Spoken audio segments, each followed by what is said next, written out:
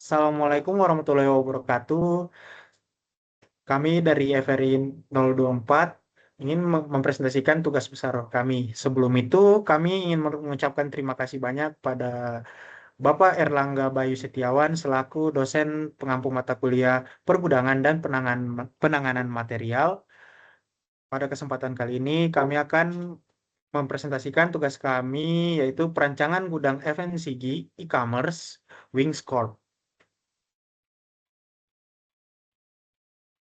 Untuk anggota FRI kami ini beranggotakan saya Muhammad Arayan dengan NIM 1203223075.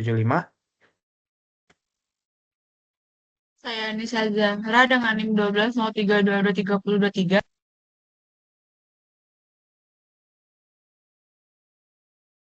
Saya Muhammad Akmal Amirullah dengan NIM 1203220091. Untuk presentasi pengerjaan tugas kali ini kami semua presentasinya itu berada di 100% atau semua bekerja.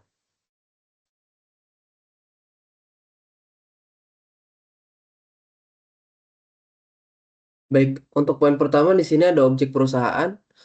PT Wing sendiri merupakan perusahaan yang bergerak di bidang fast moving consumer goods atau FMCG, berbasis e-commerce yang berfokus pada penyediaan kebutuhan sehari-hari konsumen melalui platform digital yang menyediakan produk food and beverage, personal care, home care, fabric care, dan layanan platform belanja online melalui website dan aplikasi seluler dengan integrasi pembayaran digital. Untuk selanjutnya ada objek produk. PT Wing sendiri menawarkan berbagai produk seperti ada 4 kategori. Di sini ada food and beverage, personal care, home care, fabric care. Untuk food and beverage di sini merupakan produk makanan atau minuman seperti mie instan, snack cemilan, dan minuman instan kopi saset. Untuk personal care sendiri, dia merupakan produk perawatan pribadi seperti shampoo, sabun. Untuk home care itu ada produknya yang digunakan untuk memenuhi kebutuhan rumah seperti sabun cuci piring, cairan pembersih lantai, dan untuk yang terakhir, kategori fabric care merupakan produk pembersih pakaian seperti deterjen.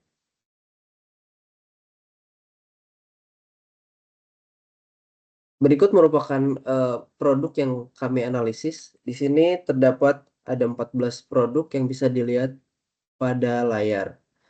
Dan untuk SKU produknya sendiri sudah tertera dan harga karton dan kategorinya sendiri. Baik, selanjutnya ada karakteristik produk. Di sini bisa kita lihat di mana produk yang 14 tadi di karakteristiknya sendiri ada bobot dan ukuran dan termasuk kategori apa. Oke, bisa dilihat pada layar. Dan untuk cara penanganannya sendiri di sini di gudang PT Wing sendiri yang pertama ada penyimpanan. Untuk cara penyimpanan produknya itu di sini ada produk makanan dulu. Disimpan di area kering dan bersih untuk mencegah kerusakan. Yang kedua ada produk cair dan bubuk disimpan di tempat bersuhu dingin 15 sampai 25 derajat Celcius dengan tingkat kelembaban rendah. Dengan tingkat kelembaban rendah untuk menjaga kualitas si produknya sendiri. Ada rotasi stok yang dimana rotasi stoknya ini dia menggunakan metode FIFO untuk produk dengan masa simpan yang panjang atau kadaluarsa yang panjang. Seperti contohnya deterjen dan pembersih.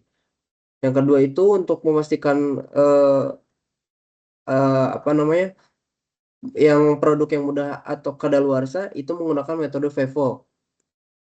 Ya contohnya seperti makanan dan cairan berbahan aktif dengan memprioritaskan barang dan tanggal kadaluarsanya yang lebih dekat dulu.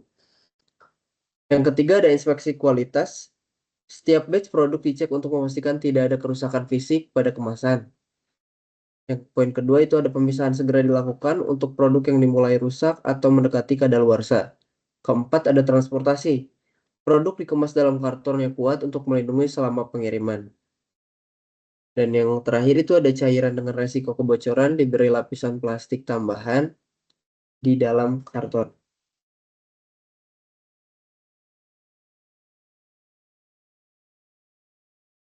Selanjutnya ada bisnis model gudang ya diawali dengan penerimaan barang di gudang, terus ada verifikasi barang, dilanjut barang masuk ke area penerimaan, lalu pengelompokan barang, order picking, lalu ke pengemasan pengiriman, dan terakhir itu adalah proses pengelolaan inventaris.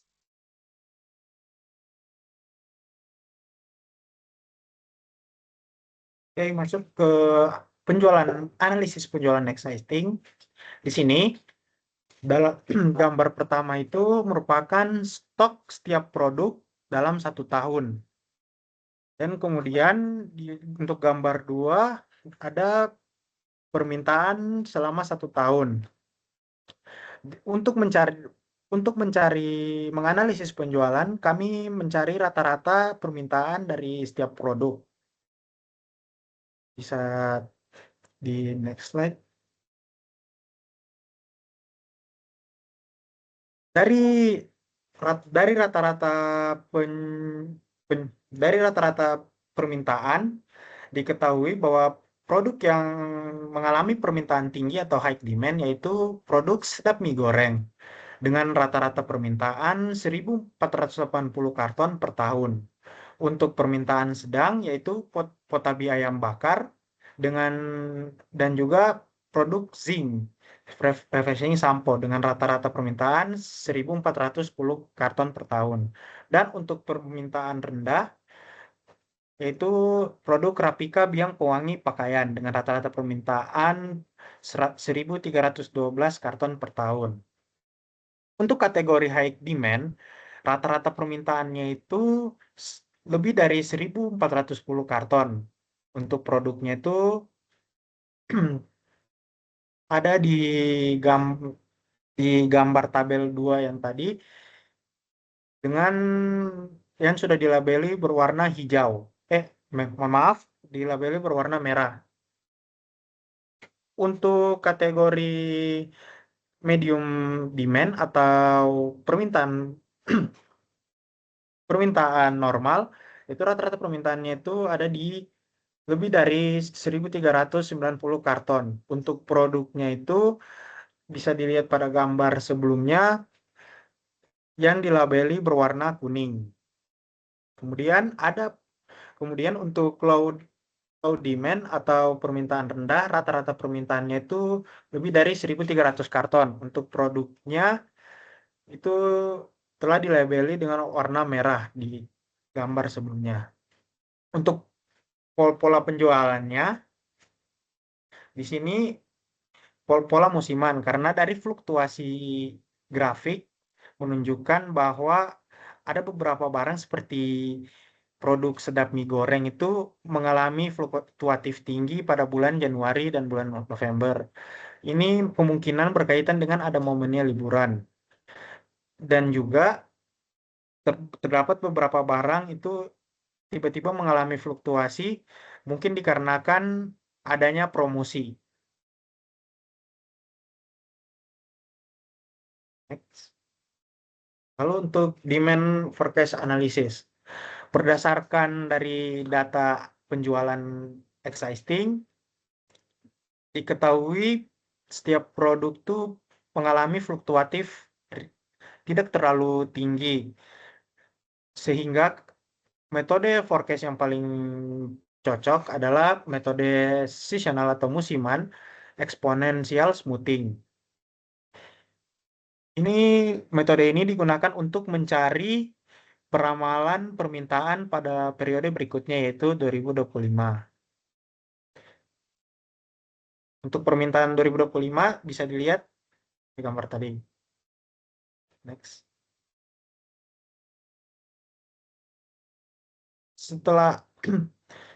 Setelah mendapatkan jumlah permintaan setiap produk, kemudian dicari rata-rata permintaan pada periode berikutnya. Setelah didapatkan, dibuatkan grafik. Dari grafik ini menunjukkan bahwa tidak selamanya produk dengan high demand tertinggi sekarang akan menjadi produk high demand selanjutnya di periode selanjutnya. Boleh di next slide.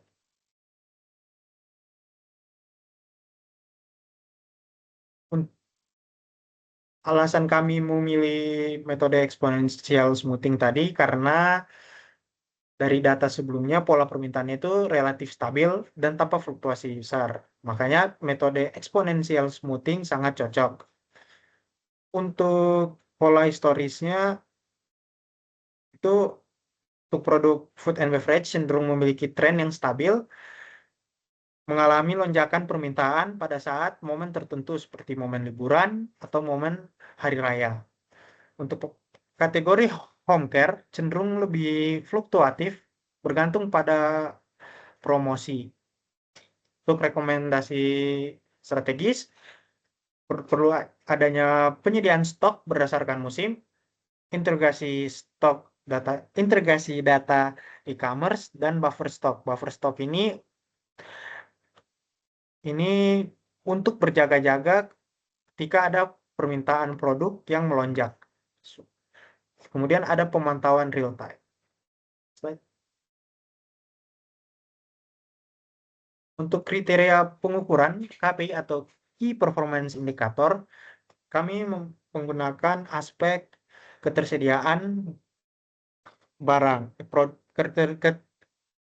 ketersediaan pemenuhan. Di sini kami mengukur pemenuhan gudang ini selama 1 tahun dengan cara stok dibagi permintaan. Permintaan di sini dimaksud adalah hasil penjualan. Di sini didapatkan, diketahui semua produk kebutuhan konsumen terpenuhi dengan rata-rata dengan pemenuhan rata-rata 101% yang menandakan bahwa PT Wings sangat baik dalam pemenuhan kebutuhan konsumen. Namun, dikarenakan rata-ratanya di atas 100%, ini beresiko gudang ini mengalami overstock atau penumpukan stok. Sehingga saran dari kami yaitu dengan mengintegrasikan sistem notifikasi ketika barang sudah hampir overstock agar tidak terjadi penumpukan dan hal itu merugikan gudang.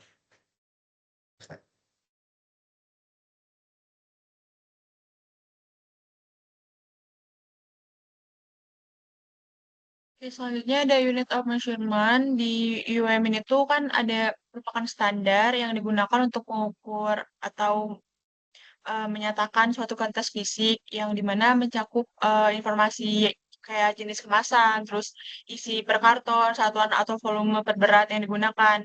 Nah, di sini tuh dari yang SKU yang didapat dari 14 produk itu tuh ada primary packaging kayak bungkus, cup, pouch, pack, dan botol. Terus ada secondary packaging itu karton, packaging pallets, terus case UM-nya tuh satu karton isinya tuh bervariasi mulai dari 6 sampai 40. Kalau yang 40 tuh misalnya kayak mie instan, kalau 6 tuh kayak sampo kayak gitu. Terus weight UM-nya tuh satuan berat produk per unit bervariasi seperti gram, kilogram, mililiter, dan liter.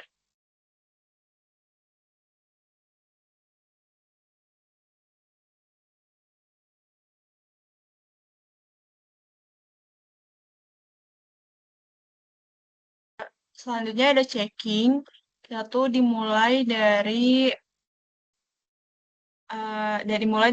pemeriksaan dokumen, terus pencocokan dengan eh, PO, terus pemeriksaan visual, terus pemeriksaan kuantitas, terus dicek jumlahnya sudah sesuai apa belum.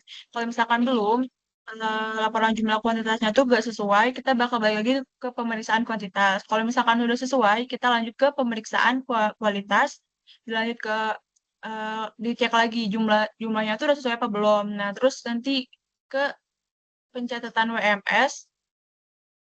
Kalau misalkan belum, laporannya tuh nanti balik ke pemeriksaan kualitas sampai ke catatan WMS terus selesai.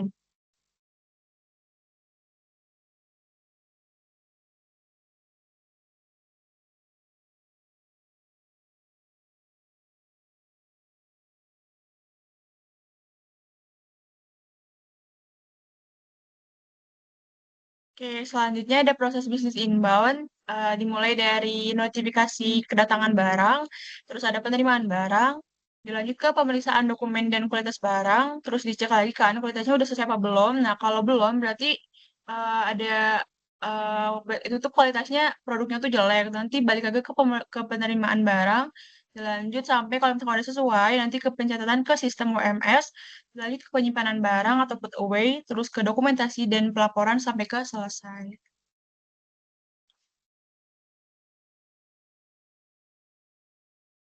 Penentuan jenis penyimpanan. Di sini kami ada memilih selective rack sebagai jenis penyimpanan. Selective rack racking merupakan salah satu jenis penyimpanan yang sangat umum digunakan dalam gudang dan pusat distribusi. Sistem ini dirancang untuk memberikan akses langsung ke setiap palet yang disimpan, sehingga memungkinkan pengambilan barang tanpa perlu memindahkan palet lain. Keunggulan dari jenis penyimpanan ini pen- ada aksesibilitas yang tinggi, fleksibilitas dalam penempatan barang, serta penerapan sistem manajemen mendukung metode FIFO, first expire, first out, yang sangat penting untuk barang yang dengan umur simpan yang terbatas. Sehingga jenis penyimpanan ini sangat cocok untuk gudang FMCG e-commerce karena kebutuhan akan akses yang cepat dan efisien terhadap produk yang yang memiliki rotasi yang tinggi.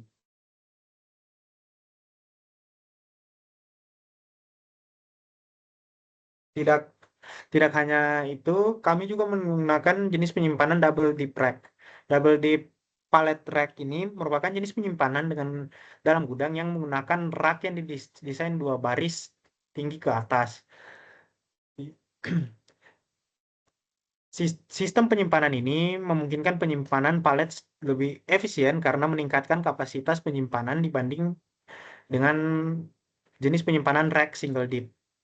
Selain itu, penyimpanan ini mendukung metode pengambilan FIFO, first expire, first in, first out, sehingga membuat double pallet tracking ini merupakan pilihan yang tepat untuk gudang FMCG commerce karena mampu mengoptimalkan kapasitas penyimpanan. Dan jenis penyimpanan ini nantinya digunakan untuk kategori produk personal care, home care, dan fabric care.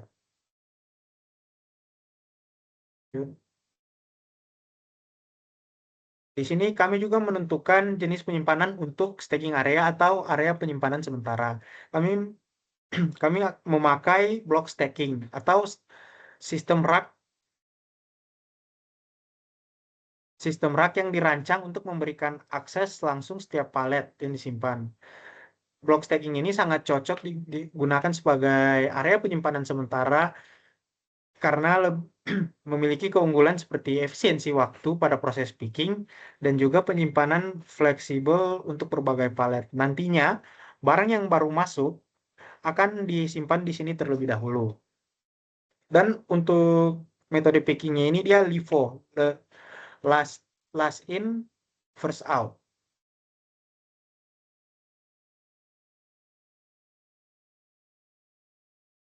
Selanjutnya ada penentuan kebutuhan penyimpanan. Nah, di sini tuh kan ada kapasitas gudangnya tuh kita buat tuh 500 meter kubik. Dimana kalau misalkan total luas gudangnya tuh biasanya tuh dikali sama rasio area penyimpanan yang biasanya tuh eh, 60 sampai 70%. Contohnya tuh misalkan kalau 500 meter kubik luas gudangnya tuh penyimpanannya tuh berarti cuma 375 meter kubik. Terus dengan rankingnya tuh eh, 375 meter kubik dibagi 1,2 meter kubik per palet. Ini tuh ukuran paletnya yang bisa dimuat berarti 312 palet di lantai. Terus jika kalau misalkan ada 4 rak di itunya tuh berarti 312 dikali 4 yang jumlahnya berarti 1.248 palet. Terus jika menggunakan metode double di palet, gudang 500 meter kubik itu tingginya tuh bisa 600 meter, eh, dengan tinggi 600 meter, 6 meter bisa menyimpan kurang lebih 1.248 palet. Terus kalau misalkan menggunakan floor storage, gudangnya tuh bisa menyimpan kurang lebih 250 palet.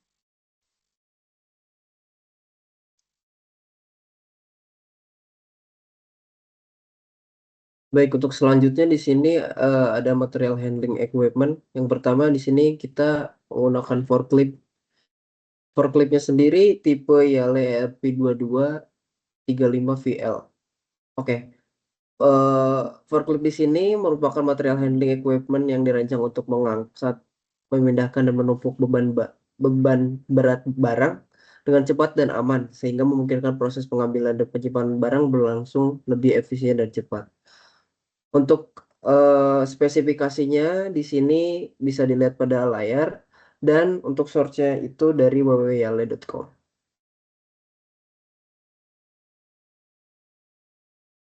Oke, untuk selanjutnya ada hand pallet jack. Hand pallet jack yang digunakan tipenya di sini pakai Dutex hand pallet, yang dimana hand pallet jack ini digunakan untuk memudahkan mengangkat palet barang dari truk menuju ke gudang penyimpanan sementara. Dan untuk spesifikasinya bisa dilihat pada layar. Dan untuk source-nya sendiri di sini kita ngambil dari sumber www.dutex.id.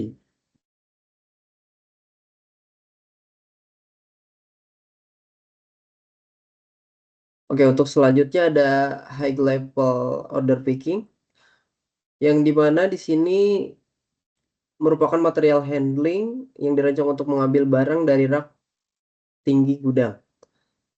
Jadi alat ini untuk mengambil barang dari rak yang tinggi, dan ini sangat dibutuhkan untuk penyimpanan jenis double deep rack, sorry. Untuk sumbernya di sini kita ngambil dari www.logisticnextamericas.com, yang bisa dilihat spesifikasinya pada layar, dari mulai capacity sampai travel speed unloaded. Ada penentuan palet. Di sini kami menggunakan atau memilih palet kayu, yang dimana palet kayu ini cocok untuk gudang kami.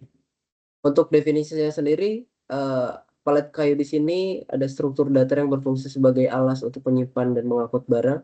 Dan palet ini juga umumnya terbuat dari bahan kayu yang memberikan kekuatan stabilitas saat diangkat dengan alat berat seperti forklift atau hand lift. Dan tidak cuma itu, untuk spesifikasi biayanya juga terjangkau dan dianggap cukup untuk kebutuhan keluaran kami, gudang kami. PT Wing, sorry. Di sini palet kayu memiliki standar sebagai berikut: panjang 1200 mm atau 120 cm, lebarnya 1100 mm, 110 cm, dan tingginya itu 150. Yang dimana ukuran ini dapat bervariasi tergantung pada kebutuhan spesifik pengguna dan tujuan pengiriman. Beberapa ukuran lain juga digunakan dalam ekspor, meliputi 74 x 74 x 12 16 cm atau 90 x 90 x 12 16 cm. Bisa juga 100 x 100 x 12 16 cm. Tapi ukuran yang cocok untuk gudang kami di sini yaitu yang memiliki panjang 1200 m dan lebar 1100 dan tinggi 150.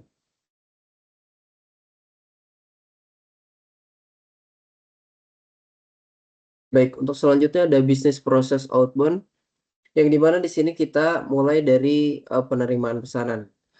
Setelah menerima pesanan, kita akan memverifikasi pesanan.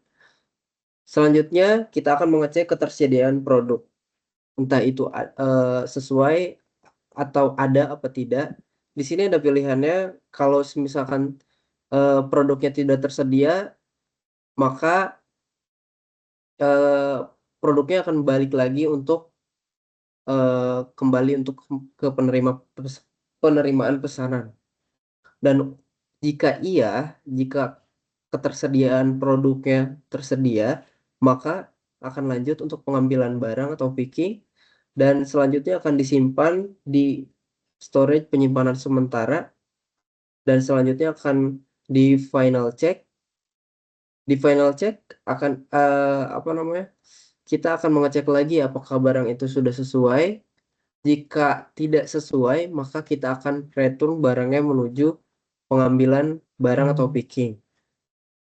Tapi jika sudah sesuai, kita akan angkut barangnya menuju gudang yang ada 4 kategori, dan selanjutnya ada pengiriman shipping, dan selanjutnya itu ada pelaporan pengiriman menggunakan sistem WMS, Warehouse Management System. Setelah itu dan selesai.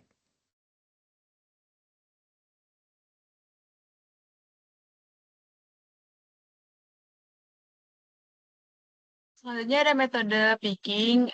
Jadi dilihat dari metode yang dipakai selama di kasus ini tuh kan kita tuh bisa menggunakan picking web sama picking batch karena sesuai dengan block staging area, terus forklift dan hand pallet jack. Maka yang paling sesuai metode pickingnya itu adalah picking web dan picking batch. Nah, seperti yang ada di layar, picking web tuh memungkinkan pengelompokan pesanan secara efisien, mengoptimalkan penggunaan forklift untuk memudahkan palet barang yang sudah di-pick di area staging, dan juga cocok untuk volume pesanan yang tinggi dan beragam seperti PT Wings ini. Terus cara kerjanya picking web ini tuh, yang pertama, pesanan dikelompokkan menjadi beberapa gelombang berdasarkan waktu pengiriman atau karakteristik lainnya. Yang kedua, picker mengambil barang sesuai dengan gelombang pesanannya. Dan yang terakhir itu, barang yang sudah di-pick ditempatkan di palet dan dipindahkan ke area staging menggunakan forklift.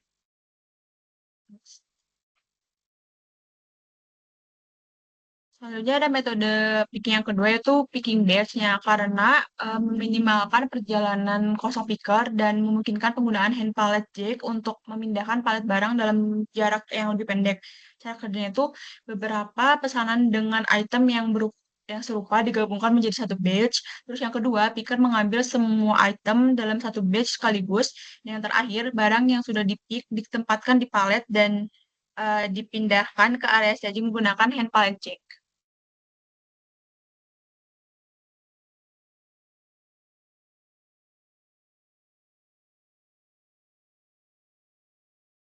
Baik, untuk selanjutnya di sini ada penentuan proses mixing, yang dimana proses penggabungan yang bertujuan untuk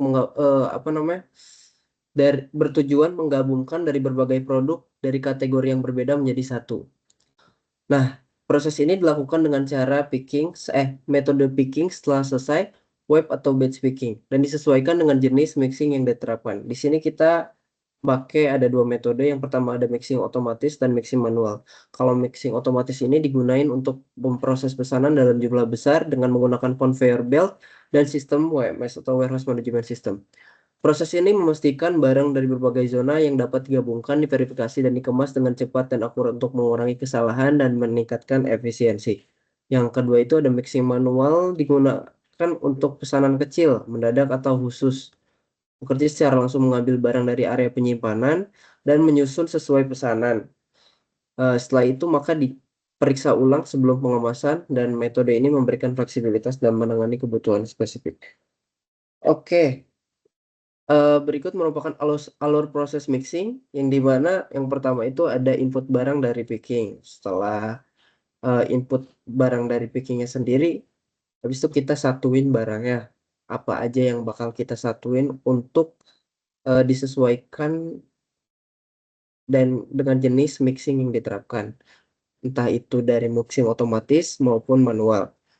Selanjutnya, setelah di penyatuan barang, maka kita akan memverifikasi pesanan di sini.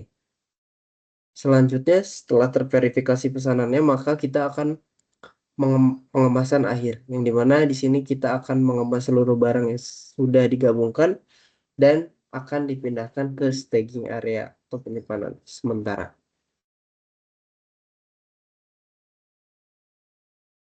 Baik, untuk selanjutnya di sini ada layout gudang yang kita bikin.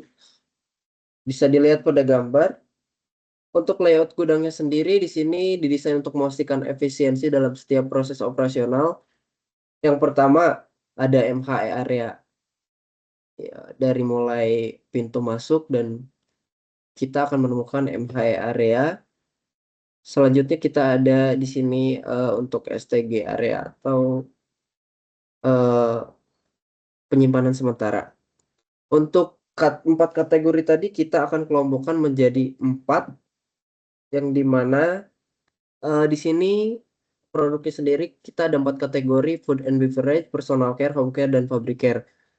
Kenapa kita pisahkan dari food and beverage sendiri? Karena di sini merupakan bahan-bahan cair dan berupa zat berbahaya. Jika kita satukan dengan food and beverage, maka itu tidak mungkin, karena meminimalisir terjadinya kebocoran pada suatu produk yang bisa menyebabkan kerugian. Oke, untuk MH area-nya ini di sini untuk khusus ya, alat forklift, hand pallet jack, yang dimana tempat rest atau tempat dia naruh alat-alat khusus. Dan untuk storage area di sini adalah penyimpanan barang yang dibagi menjadi beberapa bagian ya, yang tadi. Untuk staging areanya ini kita disebut sebagai tempat transit sementara yang di-pick sebelum dari proses mixing dan pengemasan. Dan untuk yang terakhir itu ada alur barang. Alur barangnya itu kita masuknya dari mulai masuk dari sini ke MH area dan dibawa ke penyimpanan sementara. Selanjutnya kita akan taruh sesuai dengan kategorinya. Setelah itu kita out, dikirim keluar melalui pintu out.